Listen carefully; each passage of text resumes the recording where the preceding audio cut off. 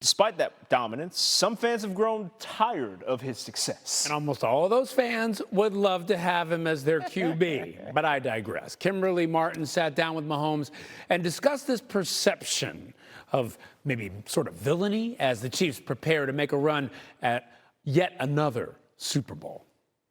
On the doorstep of NFL history, the Chiefs will be denied. It's going to hurt for a while and hopefully motivate us to be even better. Each offseason, the goal is to win a Super Bowl.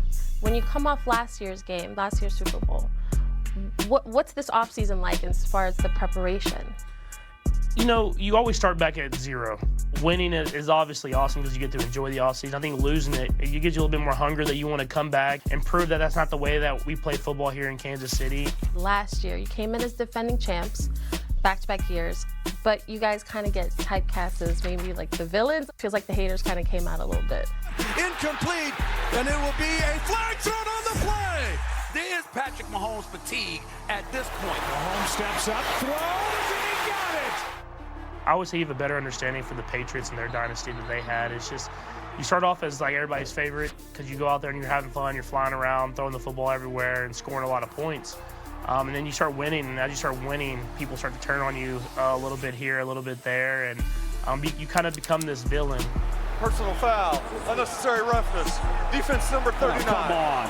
15-yard penalty. They get every call known to man. Do you relish that because it means we must be doing something right? 100%. I just try to go out there and have fun and play the game the right way at the end of the day. And if that's the villain, that's the villain. I'm not going to run away from anything. I'm just going to embrace who I am and who this team is.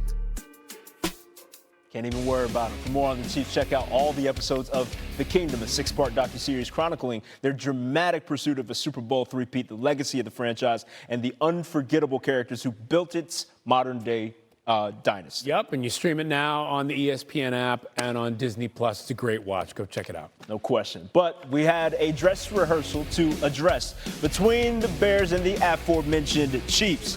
Both Caleb Williams and Patrick Mahomes fully dressed and ready to go. Second drive for the Chiefs, 1st and 10. And Mahomes going to take a shot. Tyquan Thornton on the receiving end, a 58-yard completion. However, the Chiefs would settle for a field goal to make it 10-0. Next Chiefs drive. 1st and 10 now from their own 19. Off the play action look, it's his old buddy Travis Kelce, a 20-yard gain. That, of course, is a first down later in the drive. First play of the second quarter. 1st and goal is hit and pay dirt. Rashee Rice for the score. In 3 drives of work, Mahomes goes 8 for 13, 143 yards, and that touchdown. Caleb Williams, on the other hand, bit of a slow start for him.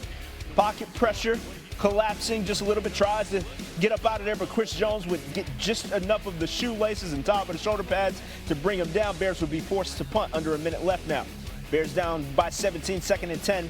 Williams this time with enough time finds Rome Odunze, makes a man miss. Little straight arm dives down to the 3-yard line, a 37-yard gain. And the very next play is 1st and goal.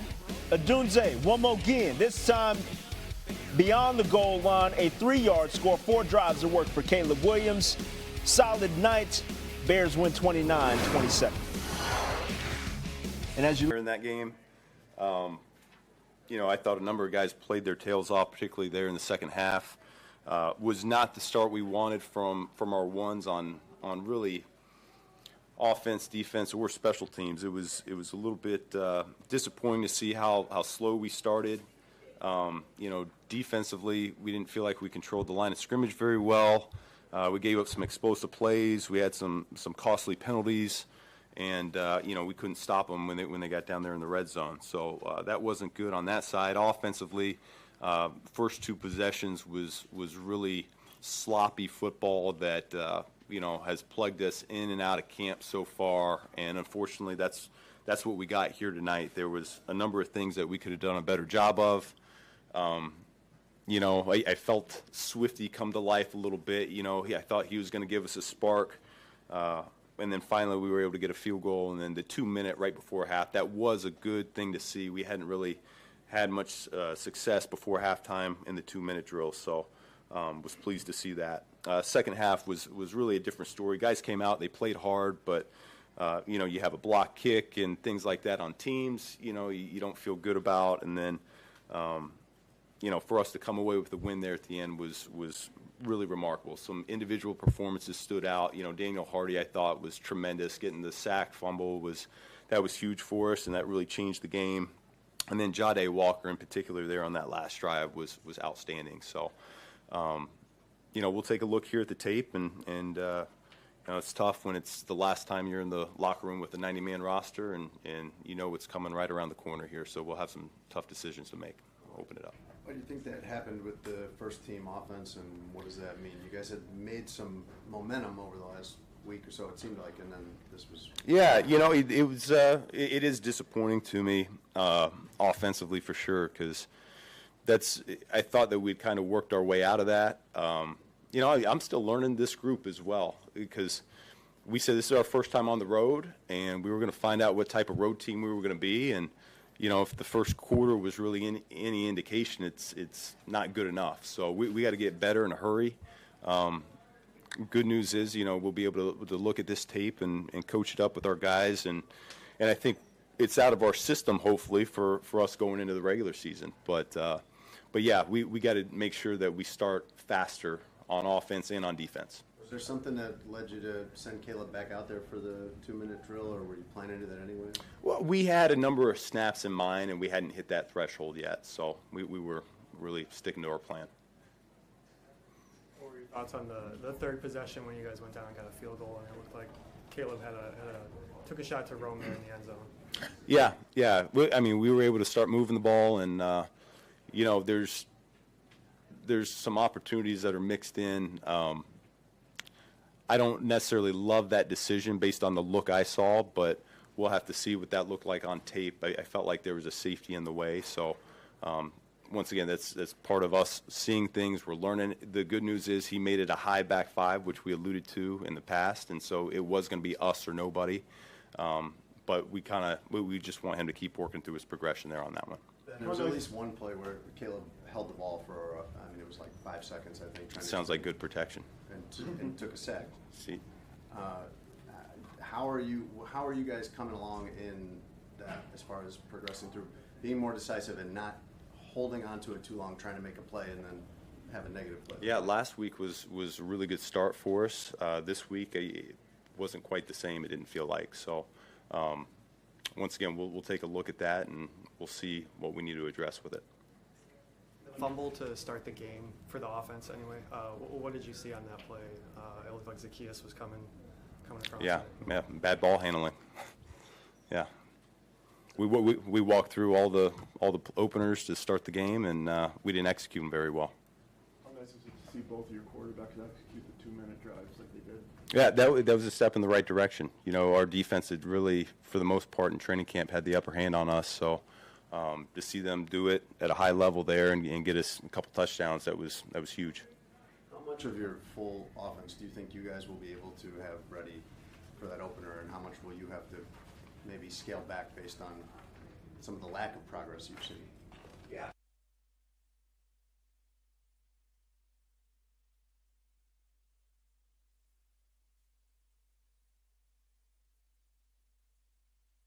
We got to be able to execute it, and so that's a decision we'll make. We got plenty of time here to really assess what's gone on over the last few weeks and what direction we need to go here for the opening game. And to be honest with you, we might have to ebb and flow a little bit after that opening game. Usually it'll take up until the bye week. I think it's placed at just the right time to really identify who we are and what we're going to be for the rest of the season. You mentioned Swift. It seems like you guys are getting the running style that you need out of Swift. Is that correct? Yeah, he's hitting it hard. He's decisive. I see him turn on the gas when he sees a little crease, and so he's dynamic and he is explosive. You feel that. I mean, he showed that again tonight, and so I felt, and what I appreciated, 3rd and 1, you could see him see a little bit and then turn on the gas and put his shoulders down to get us a first down. So. Those are areas that we'll continue to harness out of him. What's Tremaine's status? He had a soft tissue injury, but nothing long term. And Zay Frazier, was that practice? It's still a personal issue. Yeah. Is there any progress toward him being able to practice? No. Or? What about Austin Booker? Booker? I don't think we got an update on Booker is going to be out a few weeks. And what's the injury there? He had a knee. Yeah. Thanks, guys. Thank you.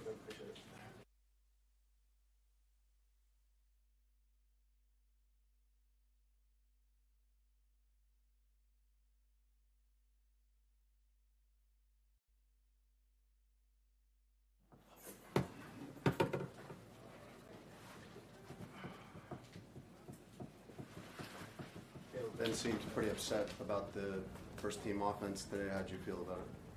Yeah, same way. And, a lot of it is, you start slow, how we did, especially with a play, a simple, easy play, and, mistiming a snap with a fast receiver, flying across fast motion. And, you have a something like that happens early in the game. It's not what we want, especially in our openers. Those are typically plays that we've gone over multiple times, and having those issues is frustrating, and definitely need to fix that. But that's a big point of why we practice, why we have preseason, things like that, to be able to get more reps, have those moments, be able to have a moment like that, and be able to learn from it and correct it. Ben's indicated a couple times along the past month that things weren't where they should be, things weren't far enough along big picture. This would seem to be a time where it feels that way. How do you feel about where you guys are at as an offense getting ready for week one? Yeah, we all see it in the sense of we all see what we can be. We all see, there's flashes, and there's often, some pretty good moments in practice and in games that we've had so far. And, one of those moments today was, the 2-minute drive that we had before half. Before the 2-minute drive, being able to talk to the guys and, saying to the guys, like, here we go, this is, just getting to that feeling of, if we're ever down in a game, if we ever start slow, if we ever have these moments, and being able to understand that, being able to, have the self-control and discipline for those moments, to be able to go out there and, go score a 2-minute, and, we'll get the ball back in the second half and, go out there and score again and have a, 14-point swing right there. So it's obviously moments that we don't want to have. Obviously moments, we want to start fast. We want to come out there and we want to win the game early on. If those don't happen, it always seems to come down to the end of the game. And so being able to understand all of that, being able to have the discipline, like I said, the self-control, and understanding that, like I said, it always comes down to the end of the game, and that happened today, and the guys did a great job. Tyson was warming up on the sideline. It looked like you had handed your helmet to an equipment guy. Did you think you were going to go back in for that drive there at the very end of the second quarter? They just didn't tell us yet exactly who was going in and all of that. But my helmet throughout the whole day, my thing kept coming undone, and so they had to keep fixing it. So it happened about 2 or 3 times. The earpiece thing kept coming out, so yeah. The third possession, you had a third down shot to Rome there in the end zone. Just what you see on that play? Third possession, Rome. The touch. He went to Rome over the middle. He was in the end zone. Yeah, so they end up dropping out. And I thought the actual safety was, flying over, and I thought he was going to fly past Rome, and Rome's going to come behind him. The safety ended up settling, and I had to get the ball in my hands. So I was kind of trusting the route, trusting the receiver, and trusting what I was seeing. And, that happens sometimes, and Rome made a good play. How do you process not playing as well as you individually want to play and be performing at this point in the preseason? Yeah, I think a part of that is it's preseason. We're not game planning. We're not, doing as much as you would in a game week. We're still practicing. We're still make sure all of our stuff, our base, like I said, it's frustrating, but you also understand that it is preseason, and the situation and things like that is different than it is in season. What kind of sense did you get for the running game with DeAndre out there? It looked like he had the other handful. Yeah, no. It's fun being able to see him get out there and go make some explosive plays, make some kind of flashy plays that he had, and we're excited. We're all excited to be able to watch him go. Do you feel better about where you're at now than a year ago? And I assume that you did. What feels better to you right now, even as we see a game that you weren't happy with today? Yeah, I think it's smaller things that probably you guys can't see or tell or know, but it comes down to just seeing things when I'm out there in the field, whether it's defense or recognizing things a little bit faster or more often, whether it's a blitz, and being able to honestly be able to make get up to the line, make checks and see it, and be able to feel comfortable and trust the guys in front of me, and whether it's a back, obviously the 5 guys up front, but being able to trust the back, and when I make that check and he goes up and fills the gap, and I'll be able to deliver a good ball, and so I think some small things that a lot of times y'all don't know or can't see, but I would say those are the couple things. One of the issues last year that you brought up when you were talking about taking all the sacks was you holding the ball back there too long, and it seemed like there was 1 or 2 plays where that was an issue today. Mm-hmm. How are you trying to shift your mindset from the way you played in college and some of the way you played last year to being quicker in the pocket? What are you doing to change that? Yeah, I think some of it is just timing. I think some of it is trusting the guys. I think some of it is also having my feet and eyes in the same place. For instance, there was one time where I ended up missing Rome because my feet were too fast and I was trying to get through all my reads. And then I ended up getting to a part where I had to scramble and, lost my footing, and, things like that happen. So, if those moments happen, it's time to go make a play. Those are going to happen in games. Everybody at one point holds the ball too long. But at that point, it's going to make a play, and, that isn't what happened. I think it was a 2nd and 3, and ends up obviously being a sack or whatever the case may be, and that's not you don't want to take sacks on 1st and 2nd down. So, was frustrated myself for that. Just anything, other than taking a sack, get the ball in my hands. If I scramble, be able to stay on my feet, go make a play. So, I think definitely understanding the situation a little bit better, and probably most of those moments, being able to understand the situation better, being 2nd and 3, it's a lot, the chances are a lot higher being able to make a play and get the 1st down at 2nd and 3 rather than 3rd and 8 or whatever the case may be. So, yeah. How do you approach these next? You got a 2-week layoff here before you guys take on the Vikings, and then obviously that Vikings defense is. Yeah, we got a few days off, so being able to get a little bit of time, kind of in and out of the facility, and then getting ready. I'm excited. Everybody's excited, and here it comes. Thanks, guys. Awesome. The Bears.